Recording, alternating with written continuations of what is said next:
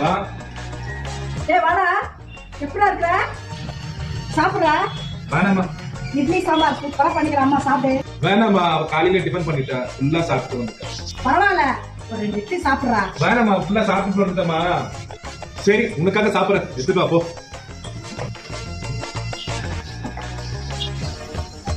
போதுமா. சாம்பாரா?